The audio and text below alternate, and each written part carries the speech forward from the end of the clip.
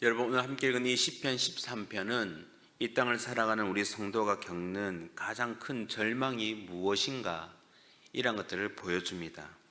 그리고 그러한 절망을 경험했을 때 우리가 어떻게 그것을 극복할 수 있는지, 이런 일련의 이야기들을 오늘 이 시편을 통해서 가르쳐주고 있습니다. 그래서 비통으로 시작했던 이 시편이 어떻게 하나님 앞에 신실한 결단으로 끝나게 되는지 이 시편을 통하여서 함께 살펴보며, 오늘도 저와 여러분 삶 가운데 절망이 있다 할지라도 그 신실하시는 하나님을 바라보며 승리하며 나가시는 그런 저와 여러분이 되길 간절히 소원합니다. 자, 그렇다면 여러분, 오늘 이 시편을 통해서 우리가 겪는 절망이 무엇입니까? 바로 하나님이 함께하지 않는다는 생각이 주는 고통이 가장 큰 절망이라고 말을 합니다. 오늘 본문에 보면 다윗은 죽을 생각만큼 그런 중한 질병과 고통 가운데 빠져 있는 상황에서 하나님께 절박한 기도를 드리고 있습니다. 자, 다시 한번 본문 1절과 2절을 한번 읽어보겠습니다. 시작. 여호와여, 어느 때까지나이까? 나를 영원히 잊으시나이까? 주의 얼굴을 나에게서 어느 때까지 숨기시겠나이까? 나의 영혼이 번민하고 종일토록 마음에 근심하기를 어느 때까지 하오며 내 원수가 나를 치며 자랑하기를 어느 때까지 하니까? 아멘. 여러분, 오늘 이 시편을 보면 다윗은 너무나도 깊은 절망에 빠져서 그런 고백을 합니다. 어느 때까지입니까? 무려 2절의 말씀에 이 표현이 4번이나 반복이 됩니다. 그만큼 너무나도 힘들다는 겁니다. 하나님의 부재, 즉 하나님이 계시지 않는 것처럼 보이면서 원수가 얼마나 자기 앞에서 비아냥거리는지, 이런 고통스러운 그의 심정을 오늘 본문 어느 때까지입니까? 이 표현을 통해서 우리는 볼 수가 있습니다. 특별히 오늘 본문 1절에서는 다윗은 그 언약의 하나님의 이름을 부르지만 하나님께서 그를 잊어버리신 것처럼, 그냥 내버려 두시는 것처럼 느껴지는 것입니다. 극심한 고통 가운데 그는 계속해서 호소합니다. 어느 때까지입니까? 그만큼 그가 겪는 상황과 고통이 너무나도 힘들고 절박하다는 마음을 오늘 이 본문을 통해서 보여주고 있습니다. 여러분, 다윗은 지금 이러한 고통 때문에 오늘 본문 2절에서 언급했던 것처럼 하루 종일 근심하며 절망에 쌓여 있습니다. 너무나도 힘든 시간을 보내고 있습니다. 특별히 주의 얼굴이라는 표현은, 오늘 1절에서 주의 얼굴이라는 표현은 결국 하나님의 임재와 그분의 도우심을 의미합니다. 그런데 그 하나님께서 자기를 도와주지 않는 것처럼 느껴지는 것입니다. 하루 종일 고통 가운데 있는 그 다윗의 모습 한번 생각해 보십시오. 그 모습이 혹 우리의 모습은 아닐까요? 오늘 본문에 보면 다윗이 겪는 고통의 표면적, 겉으로 보이는 이유는 마치 원수가 자기를 조롱하고 자기를 괴롭히는 것처럼 보이지만, 오늘 이 시편을 통해서 실제적인 자신이 겪는 가장 큰 고통은 무엇입니까? 바로 하나님이 그를 잊어버리신 것은 아닐까라는 것입니다. 하나님이 당신 얼굴을 숨기시고 다윗을 그냥 고통 가운데 내버려 두신 것처럼 느껴지는 상황, 그 상황 때문에 절망했다는 겁니다.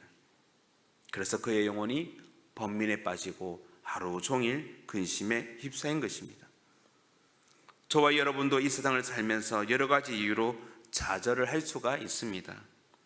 우리도 다윗처럼 하나님 왜 계시지 않지? 이렇게 느껴지는 애가 종종 있습니다. 그러다 보면 우리도 모르는 사이에 우리도 이 다윗처럼 절망에 빠질 수밖에 없는 것입니다. 심지어는 심각한 영적인 좌절을 경험하게 되는 것입니다. 그렇다면 여러분, 우리는 그런 상황에서 어떻게 해야 합니까? 그래서 오늘 이어지는 본문을 통해서 다윗은 우리에게 해답을 줍니다. 바로 끝까지 하나님을 구하라는 것이죠. 하나님이 곁에 계시지 않는 것처럼 보이고 마치 하나님의 얼굴을 숨긴 것처럼 보이는 그 상황에서 다윗은 끝까지 하나님을 찾고 하나님 앞에 기도합니다. 자, 3절과 4절을 보십시오. 우리 한번 읽어보겠습니다. 시작. 여호와 내 하나님이여, 나를 생각하사 응답하시고 나의 눈을 밝히소서. 두렵건대 내가 사망의 잠을 잘까 하오며 두렵건대 나의 원수가 이르기를 내가 그를 이겼다 할까 하오며 내가 흔들 때에 나의 대적들이 기뻐할까 하나이다. 아멘. 여전히 하나님이 계시지 않는 상황에서도, 그렇게 느껴지는 상황에서 다윗은 무엇을 합니까? 여호와 내 하나님이여 이렇게 외치며 하나님 앞에 간절하게 자신을 생각해 달라고 기도합니다. 특별히 3절에 등장하는 생각하소서, 응답하소서, 밝히소서, 이런 어떤 명령형 동사들을 사용하면서 하나님 앞에 간절하게 그가 기도하고 있는 상황들을 보여줍니다. 자신의 기도에 하나님께서 응답해 달라고, 자신의 눈을 밝혀서 보이지 않는 하나님이 아닌 생생하게 자신과 함께하는 하나님을 깨달을 수도 도와달라고 기도하고 있는 것입니다. 자신이 흔들려서 대적들이 기뻐하는 일이 없도록, 자신을 쓰러져서 원수들이 승리하지 않도록 그렇게 외치는 소리가 없도록 도와달라고 간구하고 있는 것입니다. 벗어날 수 없을 것 같은 그런 절망 가운데 포기하지 말아야 할 것은 바로 하나님을 찾고 구하는 것입니다. 왜냐하면 하나님은 우리를 절대로 한 번도 떠나시거나 버리신 적이 없으시기 때문에 그렇습니다. 그래서 포기하지 않고 하나님을 찾으면, 간절히 기도하면 하나님은 우리를 만나 주시는 것입니다. 그래서 잠언 8장 17절은 이렇게 말씀합니다. 나를 간절히 찾는 자가 나를 만날 것이니라. 여러분, 하나님이 우리 곁에 계시지 않은 것처럼 느껴질 때가 있습니다. 그럼에도 불구하고 우리가 깨달아야 될 것은, 그때에도 하나님은 우리를 생각하고 계시고 살피시고 계신다는 것입니다. 우리가 익히 알고 있는 모래 위의 발자국이라는 이야기를 한번 생각해 보십시오.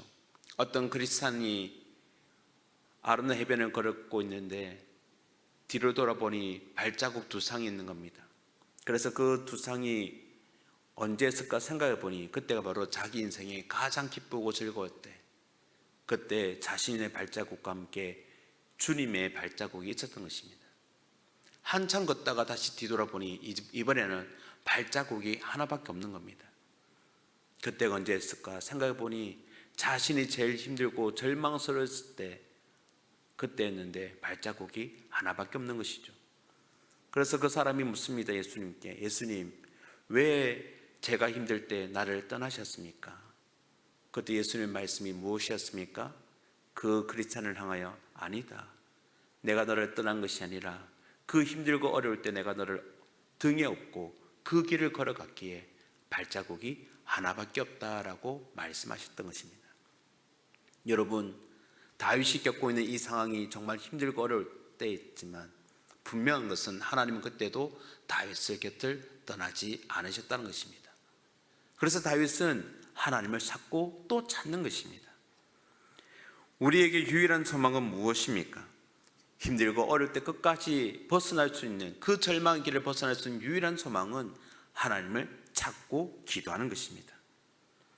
그랬더니 오늘 본문에 보면 이렇게 깊은 절망에 빠졌던 이 다윗이 이제는 신실한 결단으로 하나님 앞에 나가는 것을 보게 되는 것입니다.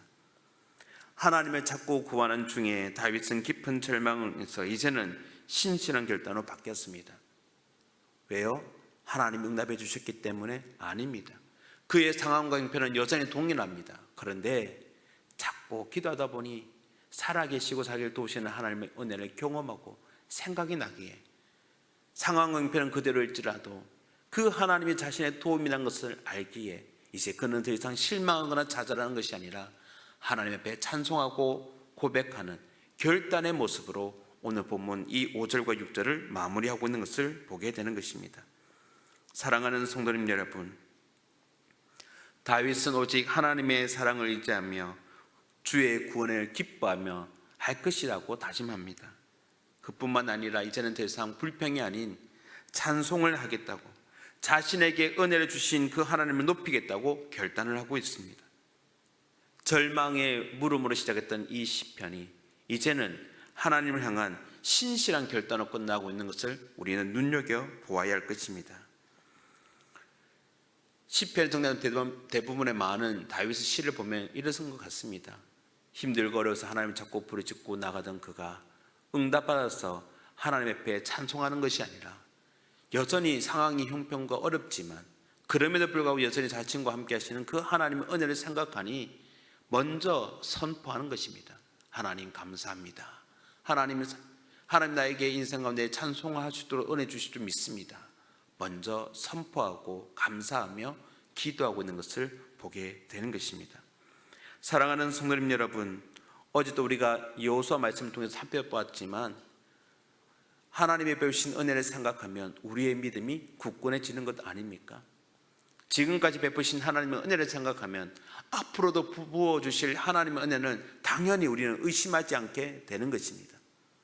비록 내가 힘들고 어려워서 절망에 빠진 상황이 있다 할지라도 분명한 사실은 그때도 하나님은 나와 늘 함께하고 계시다는 것, 그것을 알고 오늘 또 하나님 앞에 부르짖음을 말미암아 그 하나님의 놀라운 은혜를 경험하고 나가는 그런 저와 여러분의 삶이 될 수 있기를 주님의 이름으로 축원합니다. 여러분, 하나님께서 저와 여러분한테 신앙생활, 믿음 생활을 하게 하신 이유는 바로 여기 있는 것입니다. 오늘 나의 믿음 생활이 내가 정말 힘들고 어려울 때 이겨낼 수 있는 귀한 방편이 된다는 사실을 알고 오늘 또 우리가 그 믿음으로 승리하며 살아가시며 살아계신 하나님의 은혜를 경험해 나가시는 그런 저와 여러분의 삶이 될 수 있기를 주님 이름으로 축원합니다. 아멘.